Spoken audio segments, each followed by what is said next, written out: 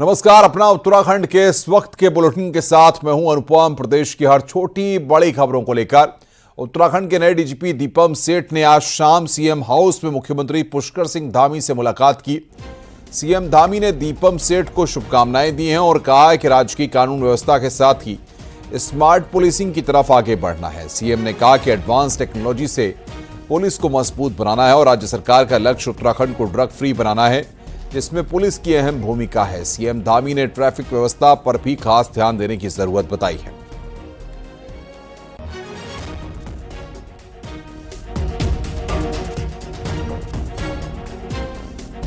दिल्ली दौरे से लौटे मुख्यमंत्री पुष्कर सिंह धामी ने शाम को यमुना कॉलोनी चौक में काफिला रुकवाकर पुराने परिचित दुकानदारों और आम लोगों से मुलाकात की। सीएम धामी ने उनका हालचाल जाना और अपनी पुरानी यादों को ताजा करते हुए मुख्यमंत्री ने दुकानों में खरीदारी करने पहुंचे। सीएम धामी ने राज्य की अलग अलग योजनाओं का फीडबैक भी लिया और कई लोगों से वहां पर बातचीत भी की।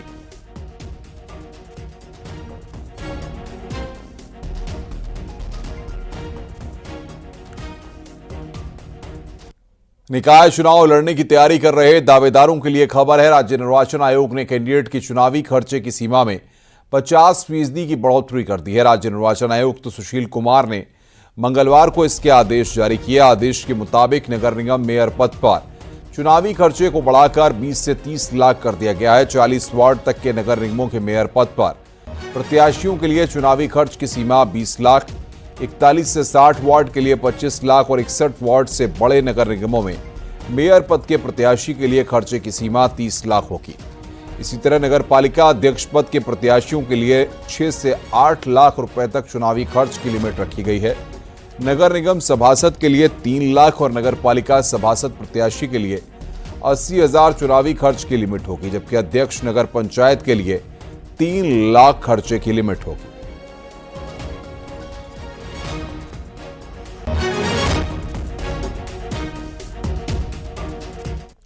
उत्तराखंड कांग्रेस ने निकाय चुनाव की तैयारी तेज कर दी है। कांग्रेस ने निकाय चुनाव के लिए अपने प्रभारी बना दिए हैं। 13 जिलों के लिए चुनाव प्रभारी बनाए गए हैं, जो 30 नवंबर तक सभी जिलों की रिपोर्ट प्रदेश अध्यक्ष करण माहरा को देंगे। बीजेपी नेता रंजीत रावत का कहना है कि यह काम तब होना चाहिए जबकि चुनाव का ऐलान हो जाए और सभी सीटों का आरक्षण तय हो जाए। रंजीत रावत के मुताबिक काम अभी इसलिए आसान नहीं है क्योंकि कौन सी सीट किस कोटे के लिए रिजर्व होंगी। रंजीत रावत को उधम सिंह नगर जिले का प्रभारी बनाया गया है।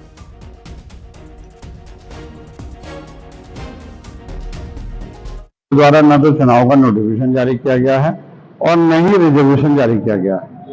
अगर किसी सीट पे जब तक ये पता ही नहीं है कि वो सीट किस वर्ग के लिए आरक्षित है, तब तक उसमें अगर रायशुमारी करने के लिए जाया जाएगा तो काम बढ़ जाएगा। मेरा अपना मत है कि जब रिजर्वेशन आ जाए हर सीट पे कि कहाँ कौन सी सीट जनरल है, कौन सी महिला के लिए है, कौन सी ओबीसी के लिए है, कौन सी एससी के लिए है, कौन सी एससी महिला की है, तो तभी जाकर के उसमें फिर वार फुटेज पे काम किया।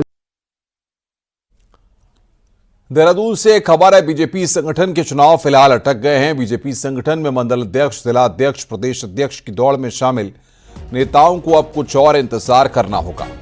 बीजेपी ने प्रदेश में निकाय चुनाव होने तक फिलहाल सांगठनिक चुनाव की आगे की प्रक्रिया रोक दी है। निकाय चुनाव के बाद ही अब पार्टी के सांगठनिक चुनाव कराए जाएंगे।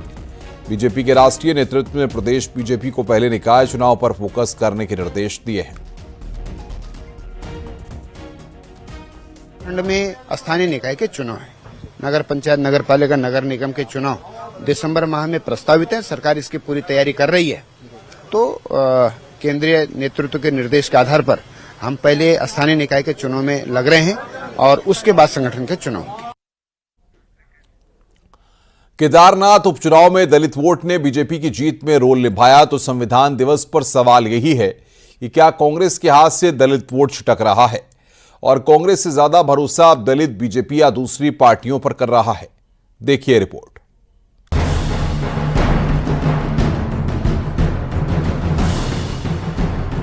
उत्तराखंड में दलित वोट पर कांग्रेस अपना दावा करती है, लेकिन 20,000 दलित वोटर वाली केदारनाथ सीट पर इस बार अनुसूचित जाति के वोटरों ने बीजेपी का साथ दिया। ये बात बीजेपी भी मान रही है और कांग्रेस भी। तो संविधान बचाने की बात करने वाली कांग्रेस से आखिर दलित वोट क्यों छिटक रहा है? एक तरफ बीजेपी अनुसूचित जाति का स्वाभिमान जगाने के लिए रैली कर रही है और खुद ढोल बजाकर सीएम धामी दलित वर्ग से जोड़ने का संदेश दे रहे हैं। वहीं कांग्रेस भले संविधान बचाने की बात करे, लेकिन दलित वोट दूर होता जा रहा है। धामी मंत्रिमंडल में इस वर्ग का चेहरा कांग्रेस छोड़ बीजेपी में पांव जमा चुकी महिला मंत्री रेखा आर्य हैं, जो इसकी वजह सम्मान को मानती है कि इस उपचुनाव में, जो कि केदारनाथ का उपचुनाव था, इसमें भी एससी समाज का पूरा आशीर्वाद, चाहे वो पुरुष के रूप में हो या मातृशक्ति के रूप में हो, पूरा आशीर्वाद जो है भारतीय जनता पार्टी को मिला। क्योंकि कांग्रेस के नेता एक बार कहते हैं कि दलित समाज के व्यक्ति को मुख्यमंत्री बनाना है और वो फिर वही केदारनाथ या बद्रीनाथ में जाकर कहते हैं कि उन्हें स्वयं मुख्यमंत्री बनना है। तो इस दोहरे चरित्र को जो है कांग्रेस के जो है इस समाज ने देखा है। तो इस करीब 82 लाख वोटर वाले उत्तराखंड में 20% दलित वोट है, जिसमें करीब 11% मैदानी जिलों में है तो 9% पहाड़ों में, जिसकी कांग्रेस से दूरी का बीजेपी पूरा फायदा उठा रही है। वहीं 2022 में हरिद्वार में बीएसपी ने 2 सीटें मुस्लिम दलित समीकरण पर जीती। कांग्रेस के पूर्व सांसद प्रदीप टम्टा इस हाल के लिए पूरी पार्टी पर सवाल खड़े कर रहे हैं। में अगर दलित वोट खिसक रहे हैं तो ये तो हमको पार्टी को, कांग्रेस को देखना पड़ेगा ना, वो क्यों खिसक रहा है। हम भगवान भरोसे चुनाव लड़ेंगे तो भगवान भरोसे उसके परिणाम भी के लिए भी तैयार रहें। आज केंद्रीय स्तर से लेकर राज्य स्तर तक दलितों की भागीदारी प्रशासन में, शासन में, उनके उत्पीड़न के सवाल को क्या हमने मुखरता से उठाया है क्या? खास तौर पर उत्तराखंड में कांग्रेस की नजरों के सामने दलित वोट उनका हाथ छोड़ रहा है और संविधान बचाने की बात करने वाली कांग्रेस से दलित वोट दूर जाता दिख रहा है। अल्मोड़ा से किशन जोशी के साथ दीपांकर भट्ट, न्यूज़ 18।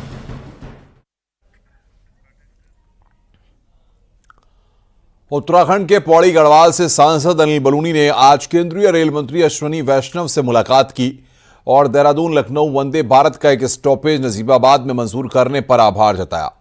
इसके अलावा अनिल बलूनी ने कोटद्वार और रामनगर स्टेशन को आधुनिक बनाने को लेकर भी चर्चा की और रेल मंत्री से मांग की है कि रामनगर और कोटद्वार से महत्वपूर्ण स्टेशनों के लिए सुविधाजनक ट्रेन चलाई जाए। रेल मंत्री ने भी इस पर ठोस कार्रवाई करने का भरोसा दिया है। बलूनी ने कहा कि मुझे उम्मीद है कि जल्द ही उत्तराखंड को रेल सेवा में बढ़ोतरी की खुशखबरी मिलेगी।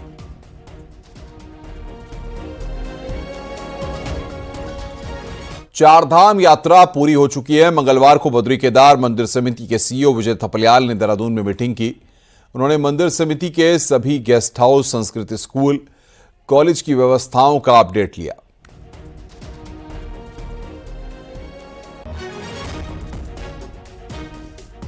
देहरादून में सख्त भू कानून को लेकर भू कानून संघर्ष समिति के लोग शहीद स्थल पर प्रदर्शन के लिए पहुंचे, जहां पर पुलिस ने गेट में ताला लगा दिया और किसी को अंदर नहीं जाने दिया।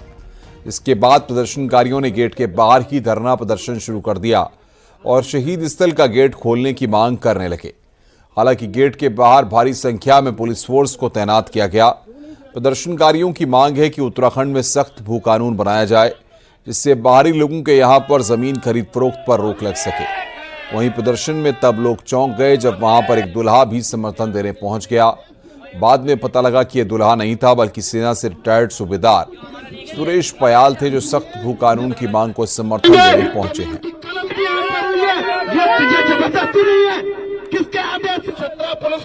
सरकार को हम साफ संदेश देना चाहते हैं, इस राज्य में जिस तरह की लूट जमीनों की मची हुई है, जो कानून आपने बनाया उसमें जो आपने संशोधन किए हैं उनको सबसे पहले आप रद्द कीजिए, जिसको लेकर हम आज यहाँ भूख हड़ताल कर रहे हैं। जो ड्राफ्ट आप लाने जा रहे हैं, जो कानून आप बनाने जा रहे हैं, उसको पहले जनता के लिए सार्वजनिक कीजिए। देखिए, हमारी डिमांड बिल्कुल साफ है। यहाँ के संसाधनों पर हमारा अधिकार होना चाहिए, जिसमें मूल निवास का प्रश्न आता है, और हमारी जमीनें पूरी तरीके से सुरक्षित होने चाहिए, जहाँ पर एक सशक्त भू कानून का प्रश्न आता है। हमने सरकार से सीधी डिमांड करी है कि जो संशोधन 2018 के बाद जमीनों के कानून में धारा 143 में करे गए हैं, जो है 154 में करे गए हैं, वो तुरंत प्रभाव से सरकार को रद्द करने चाहिए। वहीं प्रदर्शन में तब लोग चौंक गए जब वहां पर एक दुल्हा भी समर्थन देने पहुंच गया। बाद में पता लगा कि यह दुल्हा नहीं, बल्कि सेना से रिटायर्ड सूबेदार पयाल थे, जो सख्त कानून को समर्थन देने के लिए पहुंचे थे। इसका संदेश यह है कि उत्तराखंड की प्रकृति, संस्कृति और परंपराओं की रक्षा के लिए हमें अपने बहुत सारे महत्वपूर्ण काम छोड़ने होंगे और समय निकालना होगा, नहीं तो समय हमको एक दिन निकाल देगा। तो उसी क्रम में हम जहां जहां भी भूख हड़ताल हुई है, जहां जहां भी आंदोलन हुए हैं, अपनी प्रकृति, संस्कृति और परंपराओं की रक्षा हेतु हम उपस्थित हुए हैं। विकासनगर में अतिक्रमण पर तहसील प्रशासन ने बड़ी कार्रवाई की। झाझरा ग्राम पंचायत में कई लोगों ने अवैध तरीके से कब्जा कर मकानों को बनाना शुरू कर दिया था, जिसके बाद प्रशासन की टीम ने अतिक्रमण को चिन्हित किया और 13 अवैध कब्जों पर बुलडोजर की कार्रवाई करते हुए ध्वस्त किया। इसके बाद प्रशासन की टीम झाझरा में सरकारी जमीनों पर अवैध कब्जों की सूची तैयार कर रही है, जिन पर जल्द ही एक्शन लिया जाएगा।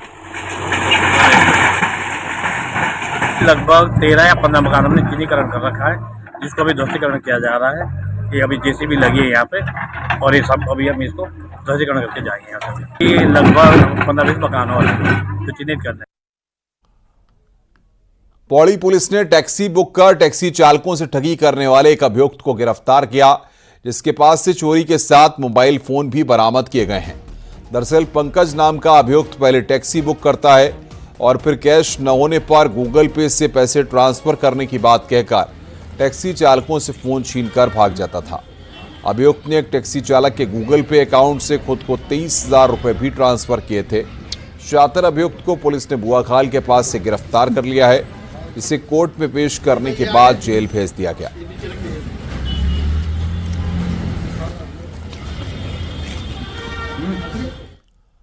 पौड़ी में थलीसरण के कपरोली गांव में विकास कामों में धांधली के आरोप लगे हैं। आरटीआई लगाकर गांव के भगत सिंह ने विकास कार्यों का लेखा जोखा मांगा तो चौंकाने वाली सब तस्वीर सामने आई। भगत सिंह रावत का आरोप है कि जो कार्य विभागीय कागजों में दिखाए गए हैं वो धरातल पर है ही नहीं। वहीं रेलिंग निर्माण, सार्वजनिक शौचालय, सीसी मार्ग पुश्ता निर्माण के कामों में भी धांधली हुई है। इसके साथ ही मनरेगा की मजदूरी का भुगतान भी ऐसे लोगों को दिए जाने के आरोप हैं जिन्होंने मजदूरी का काम किया ही नहीं। गांव के लोगों ने मुख्य विकास अधिकारी से मामले की जांच की मांग की है। इस बिल्डिंग में सबसे बड़ी धांधली हो रही है। इसमें 16 लाख रुपए का अनियमितता दिखाई गई है। क्यों आप इसी बिल्डिंग पे हमारे गांव में ऐसे ऐसे लोग हैं जो कभी काम भी नहीं आए, उनकी 56 दिन की दिहाड़ी लग रखी है। और इस बिल्डिंग का हमें पूरी जांच है, धरातलीय जांच है हमें। नहीं तो ये मतलब एक व्यक्तिगत आदमी जो है ऐसा नहीं कर सकता है। ये बड़ी साजिश है। ये वीडियो से नीचे तक की साजिश है साहब।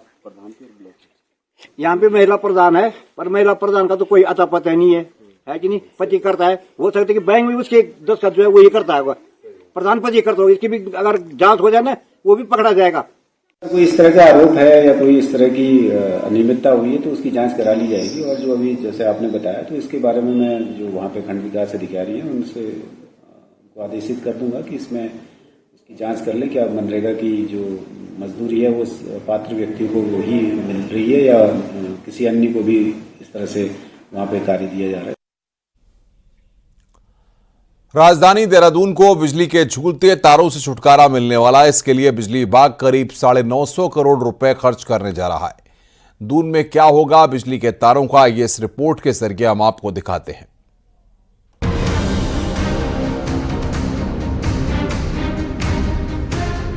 देहरादून में जगह जगह लटकते बिजली के तारों का जंजाल अब जल्द खत्म होने जा रहा है।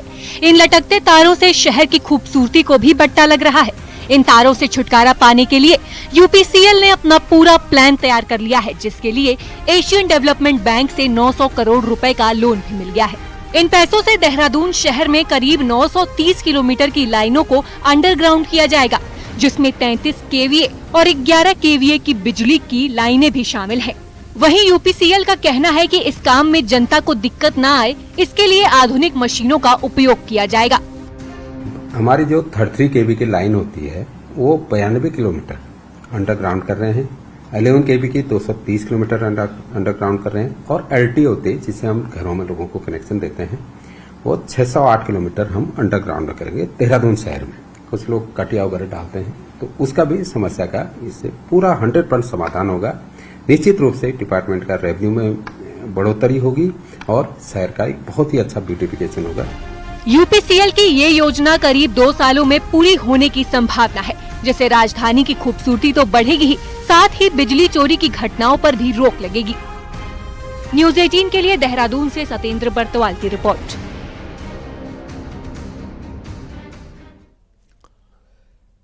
क्रिसमस और नए साल के जश्न के उत्तराखंड के हिल स्टेशन पर्यटकों की पहली पसंद रही हैं।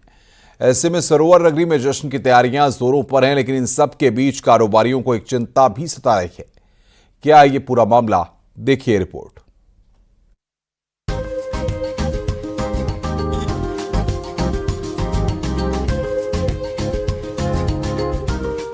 क्रिसमस और नए साल के लिए नैनीताल समेत सभी हिल स्टेशन तैयारियों में जुट गए हैं। क्रिसमस केक सेरेमनी के साथ जोर शोर से तैयारियां हो रही हैं, तो होटलों में एडवांस बुकिंग भी शुरू हो गई है। क्रिसमस और न्यू ईयर के लिए होटल कारोबारियों ने खास पैकेज सैलानियों के लिए तैयार किए हैं, जिसमें पहाड़ी फूड से लेकर कुमाऊनी संगीत का भी इंतजाम किया गया है। इसके साथ जश्न और बेहतर हो सके, इसके लिए होटल एसोसिएशन ने माल रोड को भी सजाने के साथ लाइट साउंड शो पर भी फोकस किया है। हालांकि इसके बाद भी कारोबारियों में चिंता बन रही है। होटल एसोसिएशन की पूरी तैयारी है, नैनीताल को सजाने की पूरी तैयारी है और बुकिंग्स की इंक्वायरीज भी बहुत अच्छी हैं। बस रिक्वेस्ट करना चाहेंगे पुलिस और प्रशासन से कि अननेसेसरी टूरिस्ट को परेशान न किया जाए और सोशल मीडिया के माध्यम से गलत मैसेज नैनीताल में नहीं आने के ना डाले जाएं। उससे कारोबार पर बहुत इफेक्ट पड़ता है। लोगों की आजीविका है, पूरा कुमाऊं जुड़ा हुआ है नैनीताल के कारोबार से। 20 दिसंबर के बाद पहाड़ों में पर्यटकों का पहुंचना शुरू हो जाता है और क्रिसमस और 31 तक भीड़ यहाँ रहती है।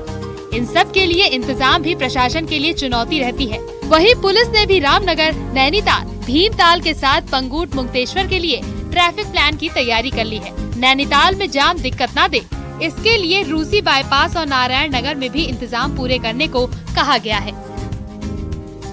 ट्रैफिक का प्लान जारी होता है, उसके लिए हमने हमारे एसपी ट्रैफिक को नोडल बना रखा है और वो जितने भी हमारे बाकी नॉन स्टेट एक्टर्स हैं उनके साथ में मिलके और इस चीज़ को कोऑर्डिनेट करेंगे और कोऑर्डिनेट करने के बाद में सबकी सहमति से एक ट्रैफिक प्लान हम जारी करेंगे।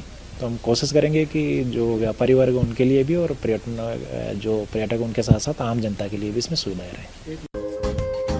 क्रिसमस और नए साल के लिए सरोवर नगरी में भारी भीड़ उमड़ती है, जिसकी वजह से ट्रैफिक जाम हो जाता है और कई पर्यटकों को मायूस ही वापस लौटना पड़ता है। ऐसे में जरूरत है ट्रैफिक को लेकर पक्के प्लान की, ताकि पर्यटक परेशान न हो। नैनीताल से न्यूज 18 के लिए वीरेंद्र बिस्ट की report. Tanakpur Bageshwar rail line का इंतजार कर रहे लोगों के लिए अच्छी खबर है। ब्रिटिश काल में जिस रेल लाइन के लिए सर्वे शुरू हुआ था वो अब जाकर फाइनल हुआ है। सर्वे के मुताबिक 170 किलोमीटर लंबी रेल लाइन बनने से 49,000 करोड़ की लागत लगेगी। ऐसे में अगर ये रेल लाइन वजूद में आती है तो चाइना और नेपाल बॉर्डर के करीब भारतीय रेल की पहुंच हो जाएगी। देखिए रिपोर्ट।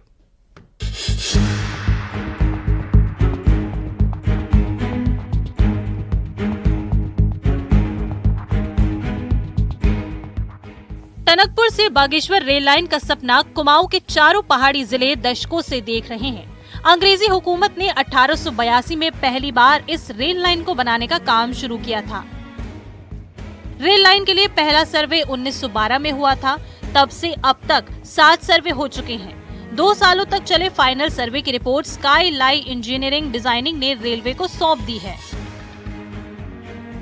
फाइनल सर्वे के मुताबिक 170 किलोमीटर लंबी रेल लाइन में टनकपुर से बागेश्वर के बीच दर्जन भर स्टेशन बनाए जाने हैं। रेल लाइन के लिए 452 हेक्टेयर जमीन का अधिग्रहण भी होना है, जिसमें 27 हेक्टेयर जमीन प्राइवेट है।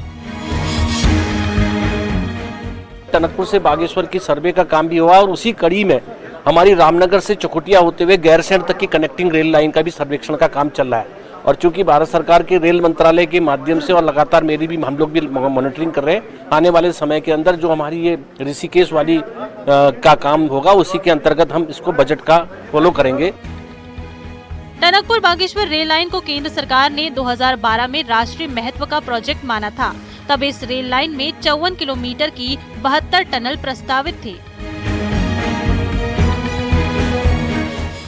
ये रेल लाइन टनकपुर से पंचेश्वर तक काली नदी के किनारे बननी है, जबकि पंचेश्वर से आगे ये सरयू नदी के किनारे रेल लाइन गुजरेगी।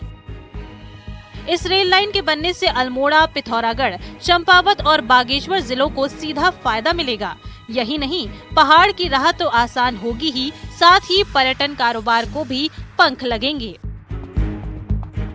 जो आज टनकपुर बागेश्वर रेल लाइन का पूरा सर्वे हो गया है, इससे चाहे पर्यटन की दृष्टि से हो या फिर हमारे यहाँ व्यापारिक दृष्टि से हो, बहुत अधिक मात्रा में यहाँ पर इस क्षेत्र का कुमाऊं का विकास होगा। साथ ही हमारा जैसे टनकपुर जोनजीबी वाला भी चल रहा है, ये भी हो जाता है तो लगभग पूरा कुमाऊं इससे आच्छादित हो जाएगा। चीन और नेपाल बॉर्डर के करीब होने के कारण इस रेल लाइन का सामरिक महत्व भी है। ऐसे में अब देखना बाकी है कि फाइनल सर्वे के बाद रेल मंत्रालय कब इस रेल लाइन को जमीन पर उतारता है। न्यूज़ 18 के लिए पिथौरागढ़ से विजय वर्धन उप्रेती की रिपोर्ट।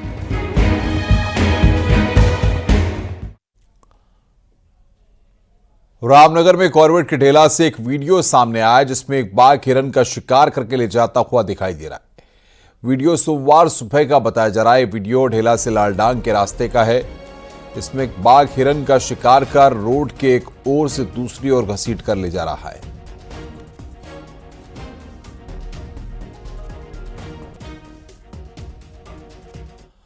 देहरादून वालों के लिए अच्छी खबर है। देहरादून जू में अब आपको गुलदार के साथ साथ रॉयल बंगाल टाइगर भी देखने को मिलेंगे।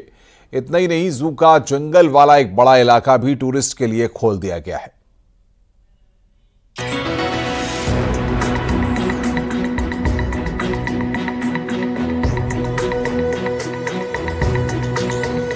मसूरी देहरादून रोड पर मालसी में देहरादून जू एक बड़ा टूरिस्ट डेस्टिनेशन है।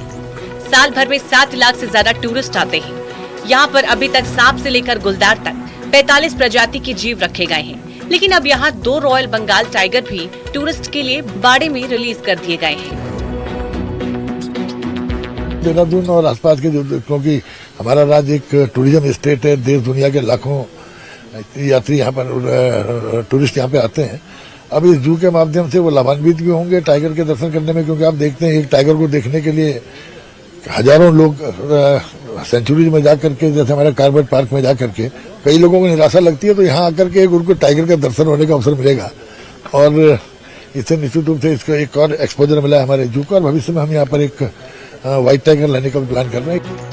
देहरादून जू प्रशासन का कहना है कि जू में बाघ देखने के साथ ही बाघ के बारे में QR कोड से डिटेल जानकारी भी टूरिस्ट को उपलब्ध कराई जाएगी। जू प्रशासन आने वाले समय में हिमालयन भालू, हायना और व्हाइट टाइगर भी लाने की योजना बना रहे हैं। व्हाइट टाइगर के लिए उड़ीसा सरकार से बातचीत जारी है। सबसे बड़ा लाभ ये मिलेगा ना कि टाइगर के बारे में हमने बहुत गलतफहमियां रखते हैं और यहाँ पर मैक्सिमम बच्चों का ही आगमन होता है। तो हम चाहते हैं कि बाघ के बारे में संपूर्ण जानकारी इनको मिले, ताकि जो सहावस्थान की बात हो रहा है ना, ये बातें को आगे बढ़ाया जा सके।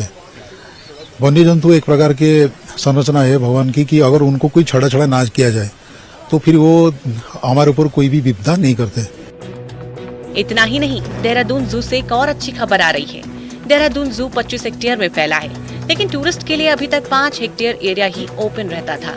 लेकिन अब जू से लगा जंगल का बड़ा एरिया भी पर्यटकों के लिए खोल दिया गया है, जिसमें टाइगर बाड़ा बनाया गया है। यहाँ आपको टाइगर तारों के अंदर से नहीं बल्कि शीशे की दरवाजे से बिल्कुल सामने नजर आएगा। न्यूज़ 18 के लिए देहरादून से सुनील नवप्रभात की रिपोर्ट। और आइए अब देखते हैं पहाड़ की 10 बड़ी खबरें पहाड़ टॉप 10। रुड़की के भगवानपुर में चेकिंग के दौरान एक स्मैक तस्कर को गिरफ्तार किया गया। पकड़ा गया आरोपी उत्तर प्रदेश के सहारनपुर का रहने वाला है। पौड़ी पहुंचे आपदा प्रबंधन सचिव ने गढ़वाल कमिश्नर के साथ मिलकर अधिकारियों की बैठक की और आपदा संबंधित कार्यों की समीक्षा की। उत्तरकाशी के बड़कोट में पानी की समस्या को लेकर नैनीताल हाईकोर्ट में रिपोर्ट मांगी गई। सचिव पेयजल की आधी अधूरी तैयारी से कोर्ट दूसरी प्लानिंग रिपोर्ट बनाने की बात कही। हरिद्वार के डीएम कर्मेंद्र सिंह ने हरिद्वार तहसील का औचक निरीक्षण किया। जहां पेशकार गायब मिला, डीएम ने उसका वेतन रोकने के आदेश दिए। अल्मोड़ा में आशा कार्यकर्ताओं ने अपने वेतनमान को बढ़ाने की मांग को लेकर प्रदर्शन किया और आगे बड़े आंदोलन की चेतावनी दी। बीजेपी प्रवक्ता सुरेश जोशी ने कहा कि केदारनाथ उपचुनाव में जीत धामी सरकार के कामकाज पर जनता की मोहर है। लगातार बढ़ रही सड़क दुर्घटनाओं और ओवरलोडिंग पर अल्मोड़ा में पुलिस और परिवहन विभाग ने चेकिंग अभियान चलाया और कई गाड़ियों का चालान काटा। हरिद्वार के गुरुकुल कांगड़ी विश्वविद्यालय में चल रही वॉलीबॉल प्रतियोगिता खत्म हो गई, जिसमें अमृतसर की गुरु नानक देव यूनिवर्सिटी पहले और कुरुक्षेत्र यूनिवर्सिटी की टीम दूसरे स्थान पर रही। 26/11 के हमले में मारे गए लोगों को हरिद्वार में श्रद्धांजलि दी गई। प्रेमनगर घाट पर इकट्ठा हुए कांग्रेसी कार्यकर्ताओं ने दीपदान कर मृतकों को श्रद्धांजलि दी। हरिद्वार में लक्सर के सामुदायिक स्वास्थ्य केंद्र में टीबी मरीजों को राहत देने के लिए उन्हें पोषण आहार किट बांटी गई। साथ ही टीबी के प्रति जागरूक भी किया गया। रुक रहे हैं यहां पर एक ब्रेक के लिए। खबरों का सिलसिला लगातार जारी है।